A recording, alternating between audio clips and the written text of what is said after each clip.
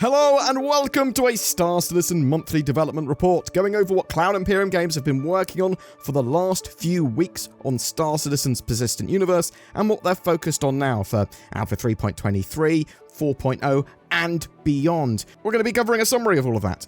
The ships team have progressed on the RSI Zeus, so the grey box was complete and all the functionality has been validated, with the ship currently in the beauty and polish stage. Habitation and central hallways made significant progress and are approaching completion, while the cargo hold continues to progress, with the loading ramp's main piston structure improving rapidly, as well as the ramp interior and exterior. The landing gear is nearly complete and the overall exterior continues to progress too. They showed off a sneak peek of its flight seat as well, sort of cockpity kind of area. The Anvil Legionnaire is also white box complete, with the team currently waiting on gameplay validation and artists to be free before they send it to full development.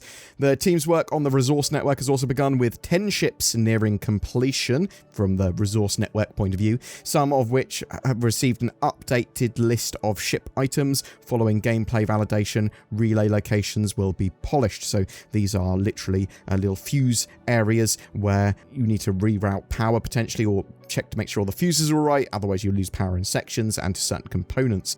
Update work on a legacy ship continued as well, with updates to the dash, cockpit and some exterior housings. We know they're working on things like the Retaliator, they're bringing it up to gold standard. They need to be working on things like the Constellation and the Aurora, stuff like that all needs to be brought up to standard as well. Animation has been working on the Space Cow, a medium-sized bird, and a predator wolf-like creature, as well as several new entrance animations. Assumedly, when they're talking about the animals there, they're talking about the Marok bird and the Copian wolf creature. I saw that they're more like a jackal, but they're in 3.23. The character art team completed a range of branded racing suits and continued to work on outfits for the Headhunters gang. The character art concept team also began exploring specialist armors and worked on handoff sheets.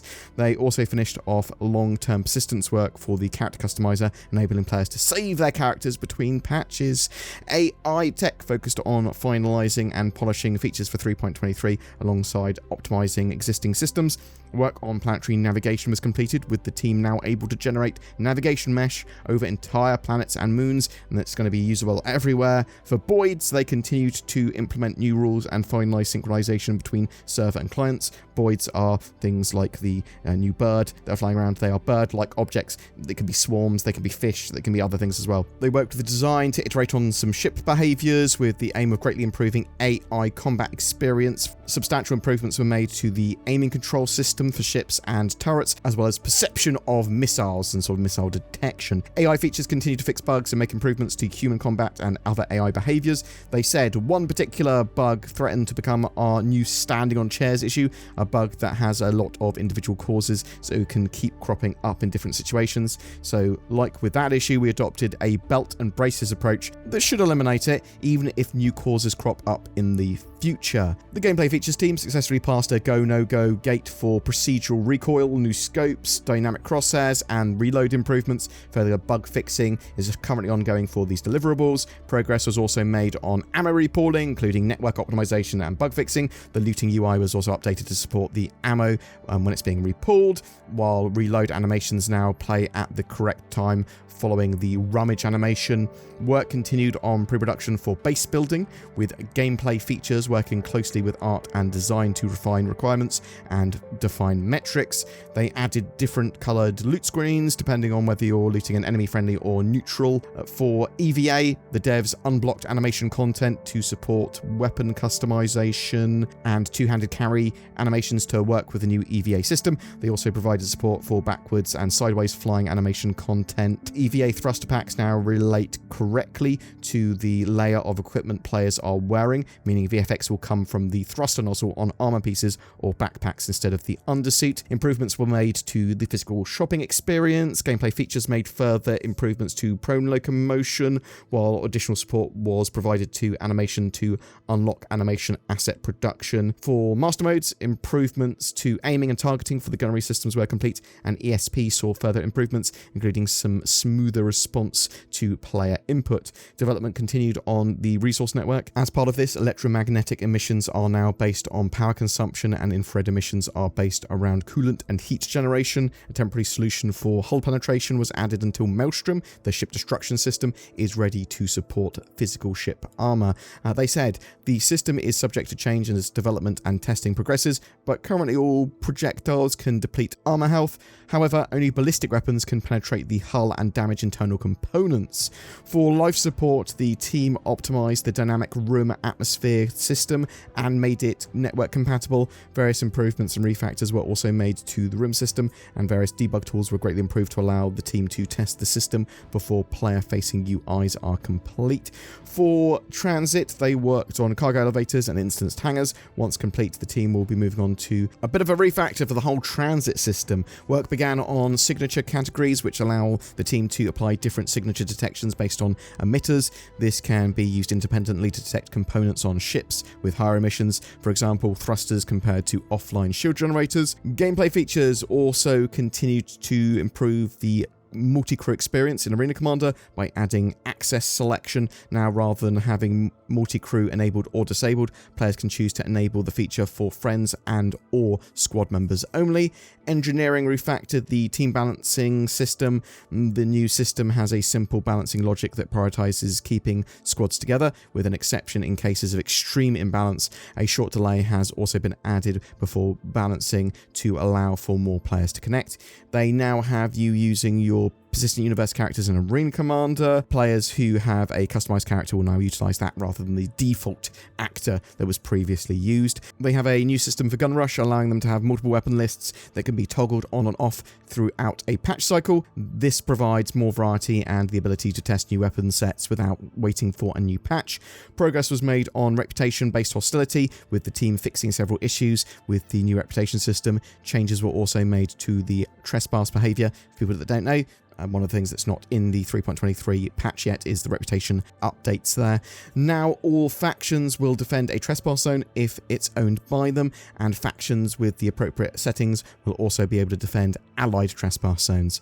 For the Mobiglass, work continued on the redesign of the contract manager. Work included adding a button to read unread mission info and toggle to allow for legal and illegal missions just being obviously shown for you. The devs also completed payment validation for beacons and fixed several bugs, including making the contract timer reduce in consistent increments. They also made the journal compatible with the new Mobiglass and updated the home screen, including adding visuals for recent notifications, active missions, and the player's current jurisdiction and crime stat level. For missions, gameplay features provided a new data structure for setting up hauling missions. There was progress on hangars, including the instanced interior manager that handles instancing logic and reserves gateways for transitioning between the outside world and the hangar. Now players calling an elevator or retrieving a ship in supported locations will create an instance hangar that the transit, air traffic control, and law systems correctly respond to. Updates were also made to the freight elevator kiosk, including the layout, branding, tooltips, delivery screen, and platform handling. The devs are currently integrating the kiosk with the personal inventory framework. The item bank is now functional and correctly uses the storage locker and updated delivery selection logic, and improvements were made to the warehouse system to support missions. For the commodity kiosk, updates were made to design along with the packing behavior and auto-loading display.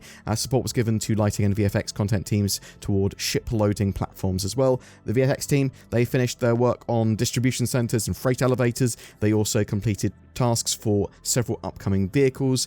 Progress continued on jump point effects, including concepting based on new gameplay considerations that became apparent during testing. The team took another look at water effects to coincide with the graphics team's plans to release some of the water improvements that were shown at CitizenCon. Water's looking pretty good now for 3.23 at the moment. The Interactables team worked on item banks, which are now called gear storage, which are now finished, including a heavily worn version for Grimhex. These gear storage stations were then placed around the verse. Explosive containers were reworked and now replace static meshes in levels so they can sort of now explode if players shoot them. Fire extinguisher recharge cabinets progressed through Grey Box and are now being taken to final, sort of finish and all that sort of jazz, while cargo hover trolleys are being finalised in preparation for the cargo hangar update. So it's good to know that obviously we'll be using those for loading and unloading of our cargo, hopefully in 3.23. The economy team continued rebalancing commodities, making sure they have a scalable algorithm that will work with other systems like crafting.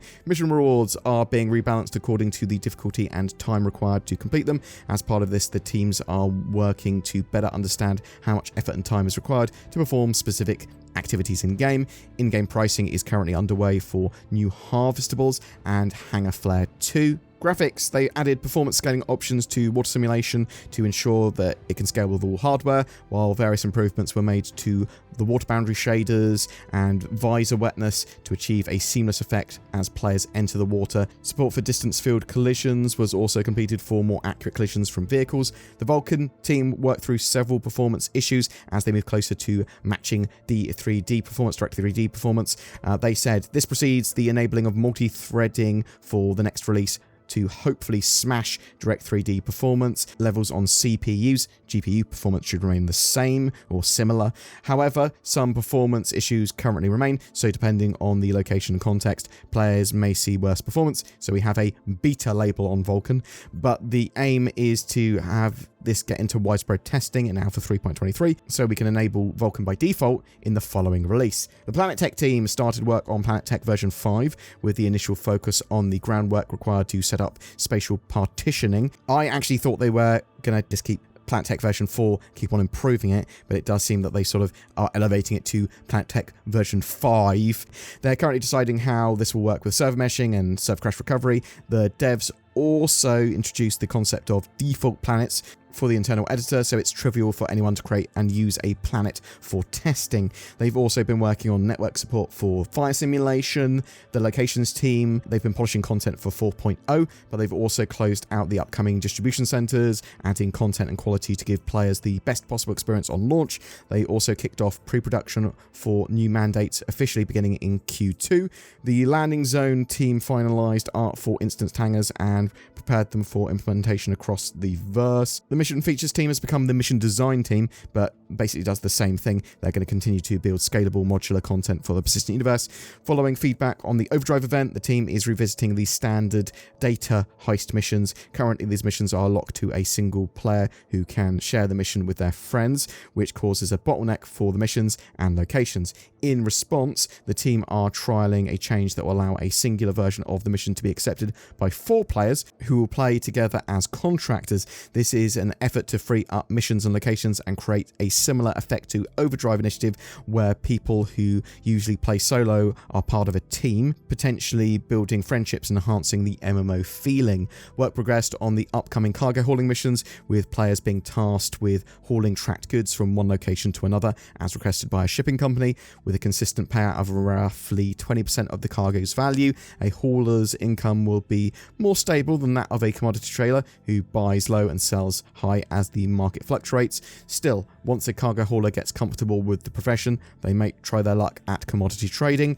While the player is legally allowed to transport goods, they do not own them. As a result, lawful stores across Stanton will not buy these commodities. To sell a shipment rather than delivering it, a player must navigate to a fence first, no questions asked shop or dealer, often located in an unmonitored area of Stanton. However, due to its tracked nature, this cargo fetches a significantly lower price than ordinary sandbox commodities. With the upcoming addition of wildlife to the persistent universe, Mission Design began working on related content, building 3 mission variants: kill X amount of a creature, clear a location of a creature, and kill and collect, take them out and collect their resources. Following a recent hire, some older mission modules were refactored. As such, the Destroy Illegal Satellites mission will receive a small facelift. Following further testing of the Blockade Runner mission, a small change was made to ensure the event stays fun and engaging for all players. Work on the Xenothreat Global events continued alongside freight elevators. Narrative helped to revise missions, the new player experience, and plan upcoming gameplay and NPCs. They also continue to outline various ways to improve AI behaviors to sell more of the Star Citizen lore, and they're planning some loreification of upcoming systems. And that is pretty much it. It was quite a meaty monthly report this time around, and I was going at 100 miles an hour through it, so I am really interested to know what you thought of that monthly report. Obviously, a lot of work is going into 4.0 and beyond. They are working towards 1.0 now. We're going to get that RSI Zeus MK2 relatively soon, obviously at some point this year. They're working on loads of ships for getting out this year, but yeah, the RSI Zeus, the Anvil Legionnaire, and some other ones that have yet to be revealed. They've been working on a lot. Getting Space Cows soon, stuff like that. They're working on base building and a ton of other stuff. Planet Tech version 5. Oh, pretty stuff. Vulcan actually going to be integrated into the game. I am really interested to know what you were hoping to see in the monthly report but didn't, what you are super excited about in 3.23, 4.0, CitizenCon, 1.0, commercial release of Star Citizen, all that sort of jazz. Whatever your thoughts or questions, I would love to hear from you in the comments below. Welcome to Jurassic Park. You want to see the wonders of the internet and protect yourself online? Come to Jurassic Park with the link nordvpn.com/BoredGamer, or click the ones below. They do move in herds. Nord was so preoccupied whether or not they could, they didn't stop to think if they should. Not only do you get big savings with that link, but also top-tier encryption and servers with no limits or borders. I want to be from sunny old England. I don't know why I'm doing an English accent, I am English. Or on the Isle of Newburgh, where the Jurassic Park set, then you can. You can be a clever girl. But remember, you didn't say the magic word. I can't remember any other Jurassic Park quotes. Get NordVPN today. Every month we have a ship giveaway. For April, we're giving away a Hornet F7C Mark II, that latest medium fighter. It also comes with a lifetime insurance and a game package, so you can play Star Citizen, bam, just with that. It's all you need to play. And if you get involved with the Overdrive Initiative missions, you may be able to upgrade that to an F7A Mark II. Just comment on any of my videos made during the month to be in for a chance of winning that. Every video is effectively another chance to win.